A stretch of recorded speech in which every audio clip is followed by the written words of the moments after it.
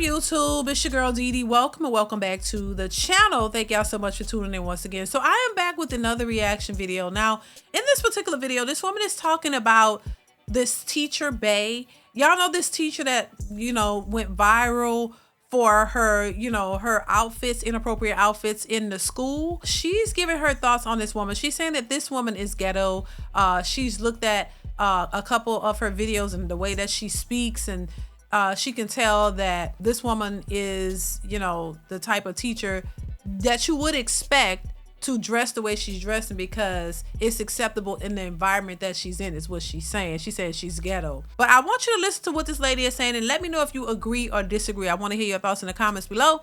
Comment, like, subscribe to the channel, hit that bell to be notified when I upload new content. Let's go ahead and get into the video.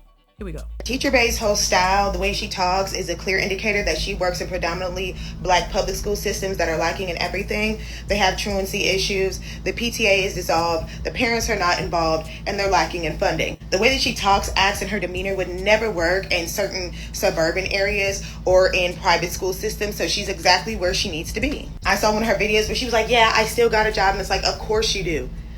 Those schools have a major problem with trying to keep people. They don't make enough money, and they don't even feel protected or respected in the workspace. So only certain type of people are going to want to work in certain type of school systems anyway. Because you can best believe parents who actually give a damn about the school system, they're going to put their kids in the best public school system possible. They move to certain areas, and the first thing that they want to check on is the school system. They go up there, take tours, they look around, and if they don't like what they see, their kid is not going there. These schools are full of young teachers these days that do nothing but have hookup culture and make TikToks. She says, oh, I'm not doing it for the kids. Obviously, you're doing it for the other males that are around your age at the job. Them teacher work days be nothing but them linking up and drinking. Any of you have teacher friends, you know what I'm talking about. If you know, you know.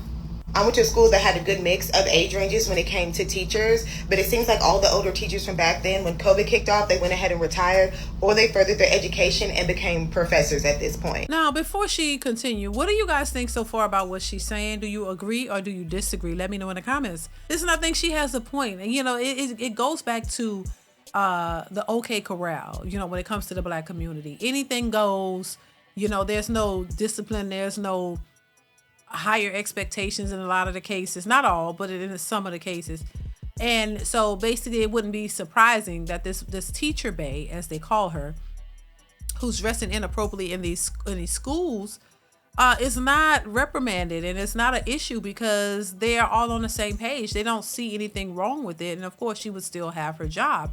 And like she stated, if this was in any other community, then she probably would have never been working there, or probably would have been, reprimanded or told that she had to change her clothing from the beginning. But I just think it goes to a bigger point that we always point out when it comes to the black community. It's just like there's no accountability, and they'll speak on hire this and hire that, but when it boils down to it, it's not that the expectations are very low.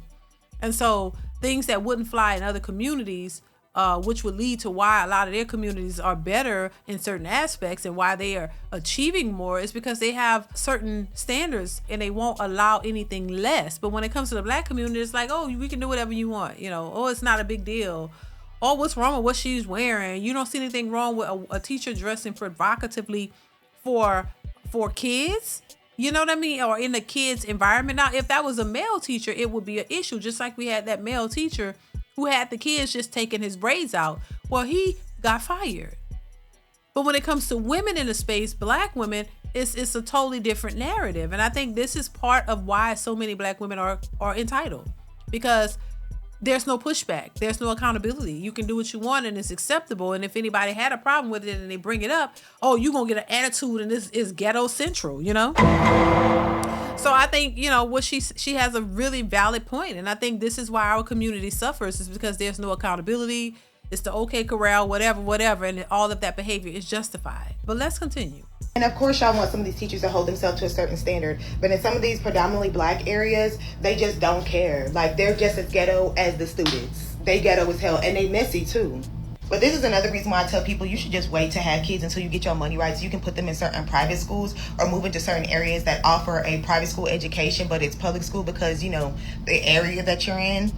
Because you won't have to deal with like this. This wouldn't even be a conversation that made it to social media with these private schools. A lot of them are not even able to come on social media and do all this talking at these private schools. There's something left for them ghetto public schools. Just saying. You know, she's right. She actually has a really valid point, and I think it's something to take note of or pay attention to, because once again, everything in the Black community is justified, no matter how reckless it is. They want you to talk about excellence and all of this, but there's no real standards for the Black community. It's like you want to speak like we're so above everything, but when you really look at it, a lot of the children in the schools are failing. These kids can't even read, and nobody seems to really care about it. But then when you point it out, there's somehow some pushback. Why is there pushback when you know that it's the truth? Why are these kids failing? Why are the schools the way they are? Anything related to the Black community and making changes or doing better is always going to be an issue. It's like you want to stay stuck in a sunken place. Like you don't really want to do better because there's this perceived notion that you're already doing well.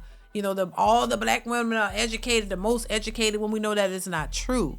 But they want to push that narrative so bad. But then if you're so educated, why are the kids failing? Why are the children reading on third grade levels? Why aren't they excelling if you have all these excelled parents? If all these women are excelling and they run in their households, why are the kids reading on third grade levels? So you mean to tell me you went and paid all this money to get this higher education and to become so successful and so educated, and you're the most educated in your kids? You're not teaching them. They're failing, can't read, don't understand basic English and math, but you're so educated. And what's happened to the kids? Why not give them the same education that you have? Why are they lacking if you're so productive and they have so much education? Oh my God. It just doesn't make sense. But once again, it's one of those things where you can't correct anyone in the Black community. You can't correct a Black person, or you're sassy and you're bashing because they don't want to make any changes. Everything, there's an excusable behavior or a message behind anytime you try to hold them accountable or bring up something that you see as a problem. There's always going to be pushback. And as long as they're going to be pushback, you can never grow. You can never do better. You're just going to keep making excuses for poor behavior but keep acting like you're the best at everything and you're so great when we know that it's really not. I would love for our communities to thrive and be better, but we don't have a diverse or a huge thriving community because there's a lot of things that need to be changed, a lot of things that need to be fixed, a lot of things that need to be unprogrammed because what's going on now is not working. So listen, y'all, let me know what y'all think in the comments below. Comment, like, subscribe to the channel if you haven't already. Hit that bell to be notified when I upload new content. Let me know what you think in the comments, and I will see you in the next one. Bye.